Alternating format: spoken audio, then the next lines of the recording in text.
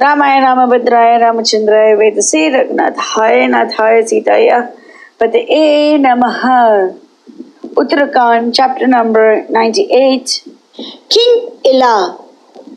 The recitation begins now.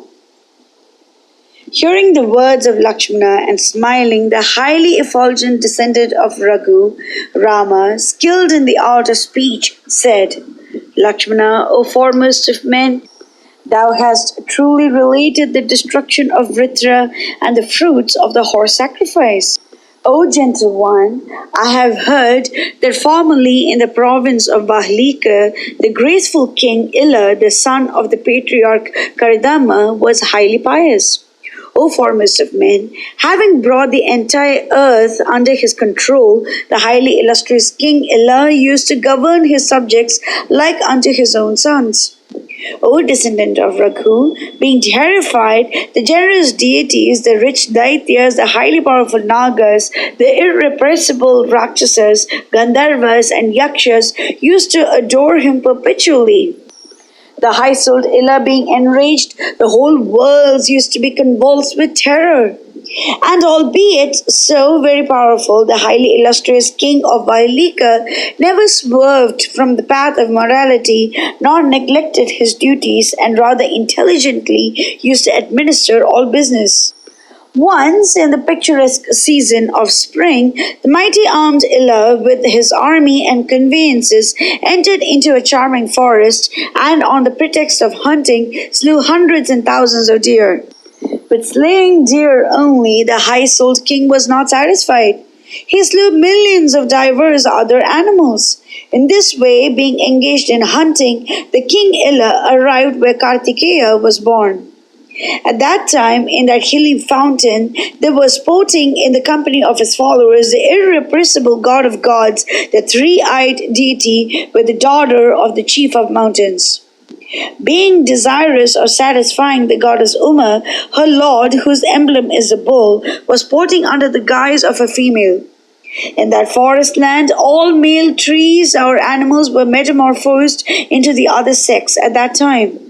Hunting, the king Ila, the son of Kardama, arrived at that place and saw all animals and trees changed into female forms. And immediately the king and his army were also changed into female forms. Finding himself in that plight, the king Ila was greatly sorry, and thinking that the misfortune was owing to the influence of the god of gods, Uma's lord, he was highly terrified. Thereupon, with his followers and his army, the king took shelter of the high-souled and red-throated deity. Thereupon, the great lord, the conferrer of boons with the goddess, smiling said, O rise up, O son of Kardama, O thou of great strength, O gentle one, do thou beg of me any other boon than that of obtaining thy manhood. Being thus disappointed by the great deity, the king Ila, metamorphosed into a female, became greatly sorry and did not pray for any other boon. Being stricken with great sorrow, the king with a whole heart saluted the daughter of the mountain chief and said, O goddess, thou art the protectress of all. Thou dost confer boons on all. Seeing thee doth not become fruitless, do thou therefore have compassion upon me. Thereupon, cognizant of the king's intention, the goddess, with Hara's consent, said, Half of the boon that thou shalt beg of us both shall be granted by Mahadeva, and the other half shall be granted by me.